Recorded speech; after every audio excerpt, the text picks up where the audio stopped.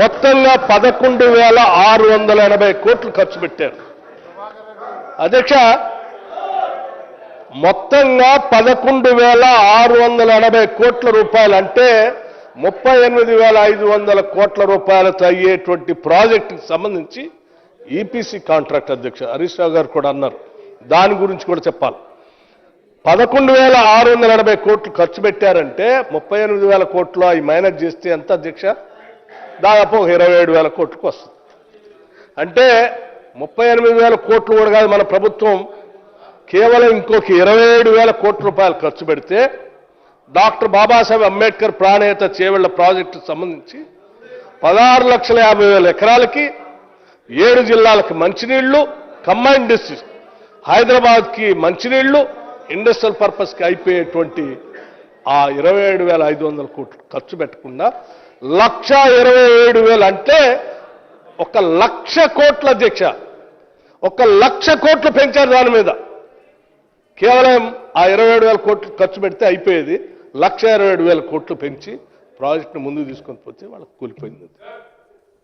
కుంగిపోయి కూలిపోతా ఉంటే ఇంకా వారు ఎన్డీఎస్సీ రిపోర్ట్ ఇచ్చారు, రిపేర్లు చేయలేదు అని మాట్లాడుతూ ఉన్నారు. అధ్యక్ష, నేను అడుగుతా ఉన్నాను, మాట్లాడుతూ ఆ ఫస్ట్ ఇచ్చిన డబ్బులట ఈపీసీ కాంట్రాక్ట్ కదా, మొబిలైజేషన్ అడ్వాన్స్.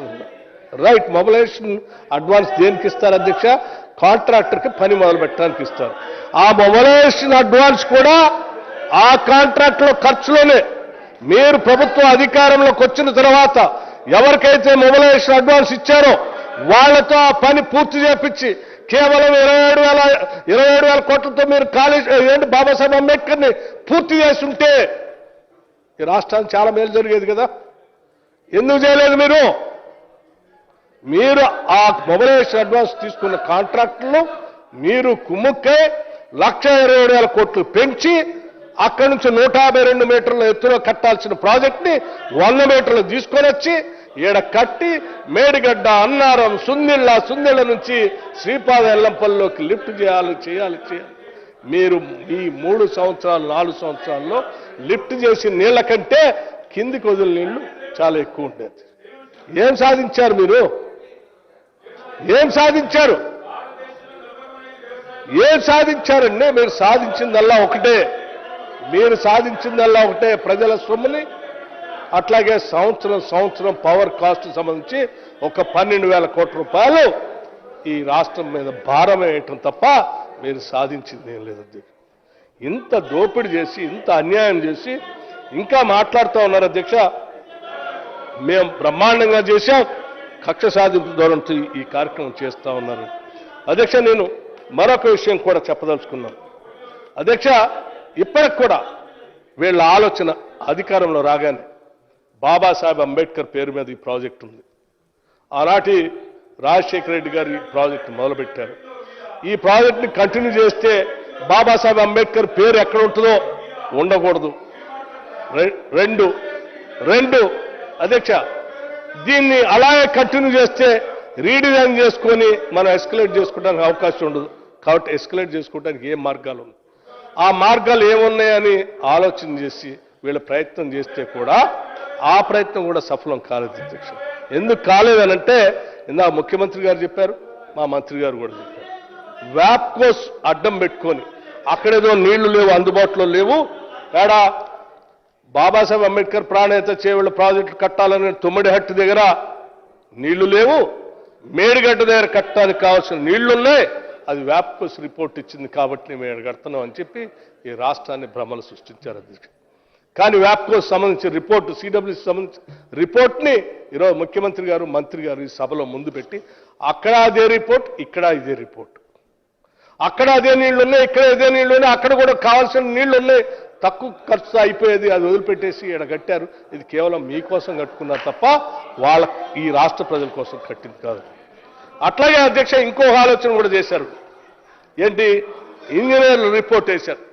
రిటైర్డ్ ఇంజనీర్లకు సంబంధించినటువంటి ఒక రిపోర్ట్ వేసి వాళ్ళు ఏమన్నా చెప్తారేమని ఆలోచన చేస్తే వాళ్ళు కూడా చాలా స్పష్టంగా రిపోర్ట్ ఇచ్చారు అధ్యక్ష. ఏంటి? అనంతరాములు గారు, వెంకటరామారావు గారు, చంద్రబాబు గారు, దామోదర్ రెడ్డి గారు, శ్యాంప్రసాద్ రెడ్డి గారు కలిసి ఇప్పుడు హరీష్ రావు గారు చదివి వినిపించేటప్పుడు కూడా దాన్ని కూడా మిస్గైడ్ చేశారు అధ్యక్ష. వారిచ్చిన రిపోర్టు ఆ టైంలో వారిచ్చిన రిపోర్టు వాళ్ళు స్పష్టంగా చెప్తూ కమిషన్ ముందు మేము ఇచ్చిన రిపోర్టు ప్రకారం జరగలేదు, మిగతాది జరుగుతుంది అని కమిషన్ చెప్తే దాన్ని కూడా వాళ్ళు రిపోర్ట్ ఇచ్చినట్టుగానే ఆ కాగితం చదివి సభని ప్రజల్ని తప్పుదో పట్టించడం కోసం ప్రయత్నం చేశారు అధ్యక్ష. అందులో ఏం చెప్పారు వీళ్ళు? The proposal of construction of barrage and main Godavari near Medigadda and lifting of 160 TMC of water to mid-Mane reservoir is not desirable due to its prohibitive cost and time consumption. అంతవరకు అధ్యక్ష వాళ్ళు ఇచ్చిన రిపోర్ట్. కానీ కమిషన్ దగ్గర పోయినప్పుడు వాళ్ళు మేము ఈ రకంగా రిపోర్ట్ ఇచ్చాము, కానీ వాళ్ళు ఈ రకంగా కాకుండా మేడిగడ్డ నుంచి అన్నారంకి, అన్నారం నుంచి సుందెళ్ళకి, సుందెళ్ళ నుంచి శ్రీపాద ఎల్లంపల్లికి లిఫ్ట్ చేస్తున్నారు అని వాళ్ళు చెప్పారు. ఆ చెప్పింది అది తప్పనే కదా కమిషన్ చెప్పేది, అందరు చెప్పేది. మీరు ఆయన మొదటి వాళ్ళు చెప్పినటువంటి వాస్తవాన్ని దీన్ని కలిపి చెప్తూ వాళ్ళు దీన్ని ఏదో ఒప్పుకున్నారన్నట్టుగా చెప్పటం కోసం సభని ఈ సమాజాన్ని కూడా తప్పుదోవ పట్టించడం కోసం ప్రయత్నం చేస్తున్నారు అధ్యక్ష. ఇది కూడా కరెక్ట్ కాదనేది నేను వారికి చాలా స్పష్టంగా చెప్పదలుచుకున్నాను అధ్యక్ష. అట్లాగే అధ్యక్ష చాలా సందర్భాల్లో లోపల బయట అన్ని చోట్ల కూడా ఈ ప్రాజెక్టు సంబంధించి పూర్తిగా కేబినెట్ అప్రూవల్ ఉందని కూడా సమాజాన్ని, ఈ రాష్ట్రాన్ని, సభని కూడా తప్పుదోవ పట్టించారు అధ్యక్ష. చాలా స్పష్టంగా purview of the material record available, it is to state that the proposal for according administrative approval to Medigadda barrage and the GORT number 231 dated 1/3/2016 was not placed before the Council of Ministers. అధ్యక్ష, council of ministers ముందు cabinet అప్రూవలే లేదని చాలా స్పష్టంగా వారు చెప్పినటువంటి అంశాన్ని కూడా తప్పుదోవ పట్టిస్తూ బయటకు వచ్చి క్యాబినెట్ అప్రూవల్ ఉందని చెప్తా ఉన్నారు. ఇక ఎన్డీఎస్ఏ గురించి, ఎన్డీఎస్ఏ రిపోర్ట్ ఇచ్చారు, మీరు రిపేర్ చేయొచ్చు కదా, మీరు ఎందుకు చేయట్లేదు? ఎన్డీఎస్ఏ వాళ్ళు ఏం చెప్పారు అధ్యక్ష? ఎన్డీఎస్ఏ వాళ్ళు అసలు మేము రాకముందే కుంగిపోకముందు కూడా ఒక సజెషన్ ఇచ్చారు మీకు, దాన్ని కూడా మీరు పట్టించుకోలే. దాన్ని పట్టించుకొని ఉంటే ఈ ప్రమాదం కూడా వచ్చేది కాదు అధ్యక్ష. వాళ్ళు national dam safety authority via its letter dated 22/10/2023 has constituted a committee to examine the reasons for sinking of the piers of Medigadda barrage.